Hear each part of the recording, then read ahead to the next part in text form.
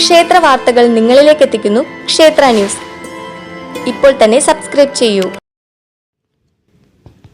തൃശൂർ ജില്ലയിലെ കൊടകര ആറേശ്വരം എന്ന സ്ഥലത്ത് കൊച്ചിൻ ദേവസ്വം ബോർഡിന്റെ കീഴിൽ സ്ഥിതി ചെയ്യുന്ന ക്ഷേത്രമാണ് സ്ത്രീകളുടെ ശബരിമല എന്ന പേരിൽ ചരിത്രപ്രസിദ്ധമായ ആറേശ്വരം അയ്യപ്പസ്വാമി ക്ഷേത്രം. ഒട്ടേറെ ഐതിഹ്യങ്ങളും ചരിത്രങ്ങളും ഈ ഭഗവത് സന്നിധി കാലാന്തരങ്ങളായി സാക്ഷ്യപ്പെടുത്തുന്നു. നൂറ്റാണ്ടുകളുടെ പ്രകൃതി പരിണാമം കൊണ്ടും ഭഗവത് ഇച്ഛയ്ക്ക് അനുസൃതമായ രൂപം കൊണ്ടും പുനർജനി ഗുഹ ഇവിടെ സ്ഥിതി ചെയ്യുന്നു. മനുഷ്യജന്മത്തിൽ അറിഞ്ഞോ അറിയാതെയോ ചെയ്തു പോയ പാപങ്ങൾ പുനർജനി ഗുഹ നൂഴ്ന്നു കഴിയുമ്പോൾ പുതിയ ജന്മപുണ്യം ഭക്തന് കൈവരുന്നു എന്നാണ് ഇവിടുത്തെ വിശ്വാസം. സ്വാമിയേ ശരണമയ്യപ്പ. ആറേശ്വരം ക്ഷേത്രം എന്ന് പറഞ്ഞാൽ 6 ഈശ്വരന്മാർ കുടികൊള്ളുന്ന ഒരു ഗ്രാമദേവത എന്നുള്ള സങ്കല്പത്തിലുള്ള ക്ഷേത്രമാണ്. ഈ ക്ഷേത്രത്തിന് കിഴക്ക് വശത്തേക്ക് ബ്രാഹ്മണരെല്ലാം നശിച്ചു പോവുകയും ഗ്രാമങ്ങൾ തമ്മിലുള്ള കുടിപ്പക കൊണ്ടും തല്ലൂട്ടം വന്നു. ഒരു ഗ്രാമത്തിലുള്ള ആൾക്കാർ മറ്റ് ഗ്രാമത്തിലുള്ള ആൾക്കാരെ നശിപ്പിക്കാനായിട്ട് ക്ഷുദ്രാഭിചാരങ്ങൾ ചെയ്ത് അങ്ങനെ ബ്രാഹ്മണരൊക്കെ നശിച്ചുകൊണ്ടിരിക്കുന്ന സമയത്ത് ഈ ഗ്രാമത്തിലുള്ള എല്ലാവരും കൂടി പോയി കുടൽമാണിക്യ സ്വാമിയെ ഭജിച്ചു എന്നാണ് പറയണത്. അപ്പോൾ അവിടെ ഉണ്ടായിരുന്ന ശാസ്താവിനെ ഇങ്ങോട്ട് പറഞ്ഞയച്ചു. ആ ശാസ്താവാണ് ദേശത്തെ ശാസ്താവായിട്ട് ഇവിടെ ഗ്രാമത്തിൻ്റെ ശാസ്താവാണ്. ഇവിടെ 6 ഈശ്വരന്മാരുണ്ട്. ശിവൻ, വിഷ്ണു, പാർവതി, സുബ്രഹ്മണ്യൻ, ഗണപതി, ശാസ്താവ്, ഇങ്ങനെ 6 ഈശ്വരന്മാരായിട്ടാണ് ഇവിടെ ഉള്ളത്. മുപ്പട്ട ശനിയാഴ്ച ദിവസം വിശേഷമായിട്ട് ഭഗവാന് തന്ത്രിപൂജ ഉള്ളതാണ്. നവകം, പഞ്ചഗവ്യം, കാലത്തെ പൂജ, ഉച്ചപൂജ, താഴപ്പൂജ, അങ്ങനെ വിശേഷമായിട്ടുള്ള പൂജകളുള്ള തന്ത്രിപൂജയാണ് അന്ന് വിശേഷം. അന്ന് വെളിച്ചപ്പാടിൻ്റെ തുള്ളലുണ്ട്, ഉടുക്കൂട്ട് പാട്ടുണ്ട്. ശാസ്താവിന് ഏറ്റവും പ്രതീകരമായ വഴിപാടുകളാണ് ഈ പറഞ്ഞ ശാസ്താംപാട്ടും പന്തീരാഴിയും. അനേകായിരം വർഷങ്ങൾക്ക് മുമ്പ് ആറേശ്വരം എന്ന സ്ഥലത്ത് താമസിച്ചിരുന്ന അന്തർജനങ്ങൾ പുനർജനിത് സ്ഥലത്ത് വസിച്ചിരുന്ന അസുരന്റെ ശല്യം സഹിക്കാതെ അന്തർജനങ്ങൾ ഇരിഞ്ഞാലക്കുട കൂടൽമാണിക്യ ക്ഷേത്രത്തിൽ അഭയം തേടുകയും ഭഗവാനോട് സങ്കടം പറയുകയും ചെയ്തു. സങ്കടപരിഹാരത്തിനായി കൂടൽമാണിക്യ സ്വാമി ദേശവാസികളോടൊപ്പം ശാസ്താവിനെ ആറേശ്വരത്തേക്ക് പറഞ്ഞയക്കുകയും ചെയ്തു. ശാസ്താവ് അസുരനെ നിഗ്രഹിക്കുകയും പിന്നീട് സ്വയംഭൂ പ്രതിഷ്ഠയിൽ നിലകൊണ്ടും എന്നും ചരിത്രം പറയുന്നു. ഞാൻ വെളിച്ചപ്പാടാണ്, ആറേശ്വരം അമ്പലത്തിൽ വെളിച്ചപ്പാടാണ്. കാലം കുറേയായി ഞാനിപ്പോൾ ഇവിടെ വെളിച്ചപ്പാടാവാൻ തുടങ്ങിയിട്ട്. അന്നു മുതൽക്കും ഈ ക്ഷേത്രം വളരെയധികം അതവെച്ച് കിടന്ന ക്ഷേത്രം വളരെയധികം പുരോഗതിയും മറ്റു കാര്യങ്ങളൊക്കെ വന്നു തുടങ്ങി. ഇപ്പോഴത്തെ കമ്മിറ്റിക്കാരും വളരെ ഡീസൻ്റാണ്. പിന്നെ ഈ അമ്പലത്തിനെ പറയുകയാണെങ്കിൽ ഇവിടെ 6 ഈശ്വരന്മാർ കുടികൊള്ളുന്ന ഒരു ക്ഷേത്രമാണ്. ശിവൻ, പാർവതി, സുബ്രഹ്മണ്യൻ, ഗണപതി, മഹാവിഷ്ണു, അങ്ങനെ 6 ഈശ്വരന്മാരും കുടിയിരിക്കുന്ന കുടിവയ്പ്പൊന്നുമല്ല, പ്രതിഷ്ഠ സ്വയംഭൂവാണ് ഇവിടെ ഇരിക്കുന്നത്. ഇവിടെ സ്ത്രീകളുടെ ശബരിമല എന്നാണ് പേര് കൂടുതലായിട്ട് വരുന്നത്. മിനി ശബരിമലയാണ്. എൻ്റെ പേര് മിനി എന്നാണ്. ഈ ക്ഷേത്രത്തിൽ ഇടയ്ക്കിടയ്ക്ക് വന്നു പോകാറുണ്ട്. നല്ലതാണ്. ശനി ദോഷം മാറാനും എല്ലാ ഐശ്വര്യത്തിനും സമാധാനവും നമുക്ക് ഭഗവാന്റെ മുന്നിൽ വന്ന് പ്രാർത്ഥിച്ച് പോയി അതിൻ്റെ ഫലം എനിക്ക് കിട്ടാറുണ്ട്. വന്ന് പോകാറുണ്ട് ഇവിടെ. എൻ്റെ പേര് സിമ്മു എന്നാണ്. ഞാൻ എല്ലാ ശനിയാഴ്ചയും ഇവിടെ വരാറുണ്ട്. വന്നു കഴിഞ്ഞാൽ നമുക്ക് മനസ്സിന് സമാധാനം, ഒരു ശാന്തി കിട്ടും, ഒരു പോസിറ്റീവ് എനർജി ഉണ്ട്. ഇവിടെ വന്ന് പ്രാർത്ഥിച്ച് കഴിഞ്ഞാൽ നമ്മുടെ കാര്യങ്ങൾ മനസ്സിനൊക്കെ നടന്നു പോകണ മാതിരി തോന്നും. വരാത്തത് ശനിയാഴ്ചകളിൽ ഭയങ്കര ഉള്ളിൽ ഭയങ്കര ഒരു വിഷമം വരിക. ഒരു ശനിയാഴ്ചക്ക് എത്താറുണ്ട്. അയ്യപ്പൻ നമ്മളെ നല്ലോണം പ്രാർത്ഥിച്ച് നല്ല കാര്യങ്ങൾ ചെയ്തു തരാറുണ്ട്.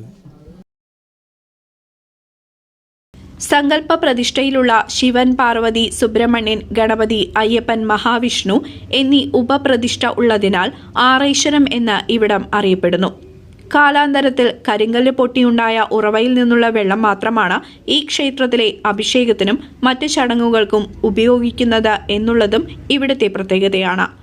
മണ്ണാറശാലയിലെ നാഗദൈവങ്ങൾ അനുഗ്രഹിക്കാനും സർപ്പദോഷ നിവാരണത്തിനും ആയുസ്സും ആരോഗ്യവും നൽകുന്നതിനും പുള്ളുവൻ പാട്ടും ഇവിടെ നടത്തുന്നു.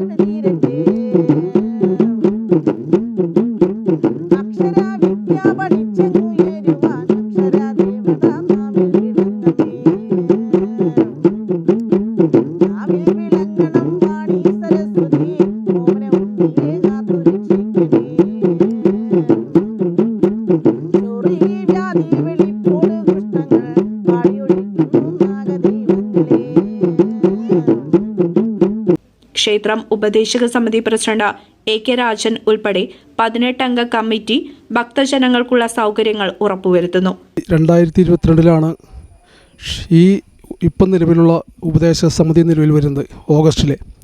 ഈ സമിതി നിലവിൽ വരുന്നതിന് മുൻപ് നല്ല രീതിയിലുള്ള ഭക്തജന തിരക്കും അതോടൊപ്പം തന്നെ എല്ലാ സൗകര്യങ്ങളും ഇവിടെ ഉണ്ടായിരുന്നു.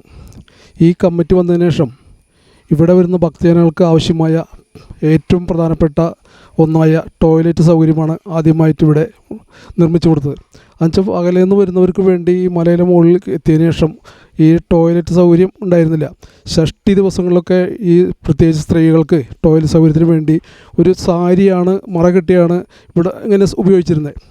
ഈ കമ്മിറ്റി വന്നതിന് ശേഷം ആദ്യമായി തന്നെ ഫസ്റ്റ് പ്രയോറിറ്റി കൊടുത്തത് ഒരു ടോയ്ലറ്റാണ്. അങ്ങനെ 3 റൂം അടങ്ങുന്ന ഒരു ടോയ്ലറ്റ് ബ്ലോക്ക് നിർമ്മിച്ചു കൊടുത്തു.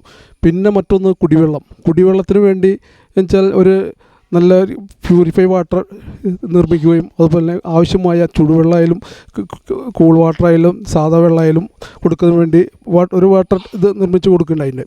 അതിനുശേഷമാണ് ഈ മുറ്റം പ്രദക്ഷിണ വഴി ടൈലിട്ട് വൃത്തിയാക്കിയത്. അതിനുശേഷം അതും ഓരോ ഭക്തന്മാരെ ഈ ടൈൽ വിരിച്ചത് മുഴുവൻ ഒരു ഭക്തൻ്റെ പൂർണ്ണമായ ഫുള്ള് എമൗണ്ട് അവർ സംഭാവന ചെയ്തതാണ്. അതിൻ്റെ മറ്റൊരു പ്രത്യേകത എന്ന് പറയുകയെന്ന് വെച്ചാൽ ഈ ഫണ്ട് ഈ കമ്മിറ്റി 1 രൂപ പോലും കമ്മിറ്റി നേരിട്ട് കൈപ്പറ്റിയിട്ടില്ല.